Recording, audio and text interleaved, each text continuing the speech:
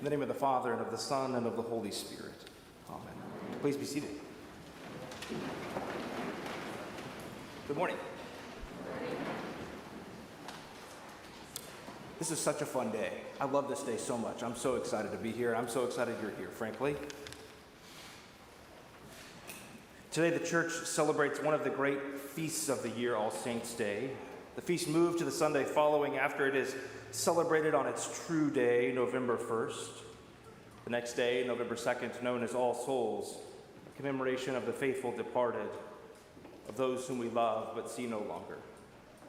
And so this day, this one in which we gather, holds within it both a remembrance and a recognition of those whose lives we hold dear, and the thanksgiving and rejoicing for the saints we know. It's a day when the church acknowledges with gratitude and deep mystery that our lives unfold in the company of a great cloud of witnesses, those exemplars of our faith across the ages who have lived lives of enduring faithfulness and extraordinary love. But the great hope and promise and even call of today is that with them, surrounded by them, upheld by them, we too are called to join in seeking to live lives here and now of that same enduring faithfulness and extraordinary love. You see, the great witness and company of that band of the extraordinarily faithful and loving that surrounds us now is not just something we rejoice in, but something that inspires us, something that changes us, something that asks us to live in a renewed and transformed, set-apart way too. We find ourselves at a moment.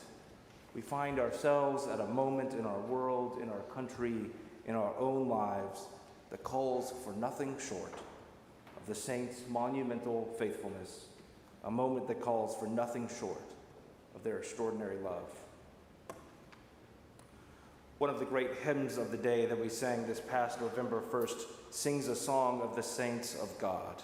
You know, the ones who are patient and brave and true. It talks about how one was a soldier and one was a doctor, one was a queen. It talks about where you might meet them in shops or at tea. It says that one was a priest and one was slain by a fierce wild beast. For the record, I have a personal special interest in noting that it does not say that one was slain by a fierce wild priest. It seems to me to be one of those hymns that for folks who have sung it for a while, there's nothing but strong feelings. You either love it or you hate it. But the remarkable beauty and promise and good news of that hymn is found not in any of what I have just said, but in those few words that end a couple of the verses. And I mean to be one too. We find ourselves at a moment in our world, in our country, in our own lives that calls for nothing short of the monumental faithfulness, a moment that calls for nothing short of their extraordinary love. We find ourselves at a moment that could use some saints. And we find ourselves in a moment that is yearning for people like you in places like this to recommit, to renew our promises, to say together once again, we will be those people, at least in the best and most faithful way that we can. We will be those people who give our lives to being committed to monumental faithfulness. We will be those people who believe our lives, who give our lives to extraordinary love. We will be those people who have enough courage to think that we can actually do that. When I finish this homily in just a few moments, we baptize 3 of the newest saints of God, Teddy and Elle and Jack, each beloved of the one who made them. We baptize them and get 3 more onto the team as we promise to help them know that they are loved beyond measure and to help them learn to live that love facing outward to the world. This has, of course, always been true. Indeed, they have always been loved. But in this baptism, we see the love of God for them made real and known right before our very eyes. In this baptism, we find that we too recommit to the same lives they make promises to lead, committed to seeking and serving Christ in all, to praying and being in community, to promoting justice and dignity for every human. Living that kind of life for them and for each of us is one of the ways that we might be saints too. And then a little later on, we will have a moment in our liturgy in which you, and in fact all of our kids who are now filling out their pledge cards in children's worship, are invited to come forward to offer your pledge, your promise of what you will give in response to God's abundance in your life. Some of you have already given that to us, and we have it here to be blessed already. This is important. It's important that we do this together. It is even essential that our community collectively and together with each and every one of us engages in this act.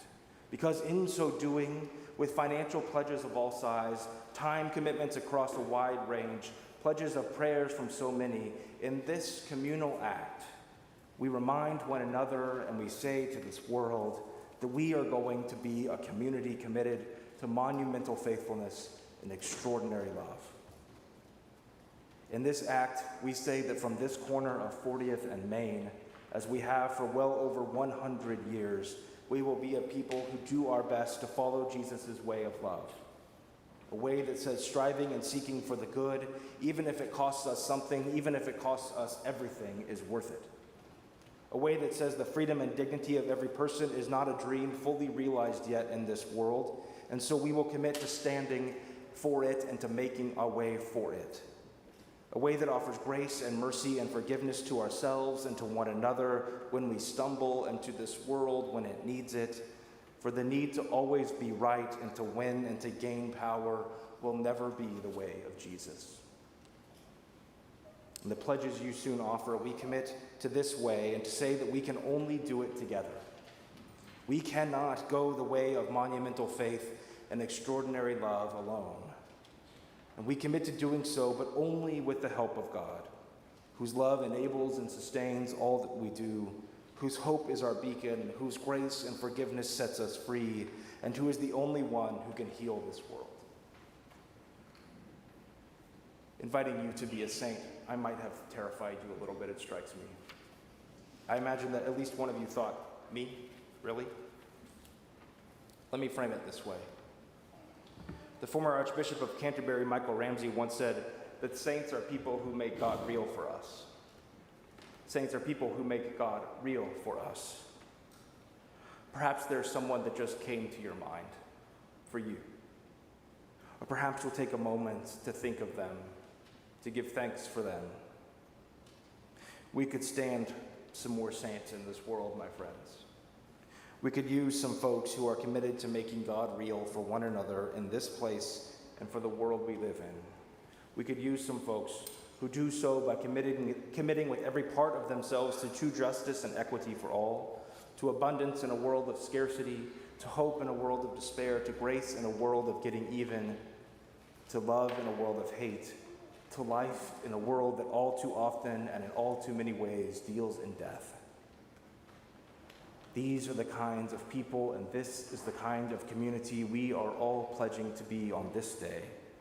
And I am so grateful to witness just a small part of it. And this is the way that we might give more and more of our lives to following the way of Jesus as people and a community who mean to be saints too, full of extraordinary faith and monumental love.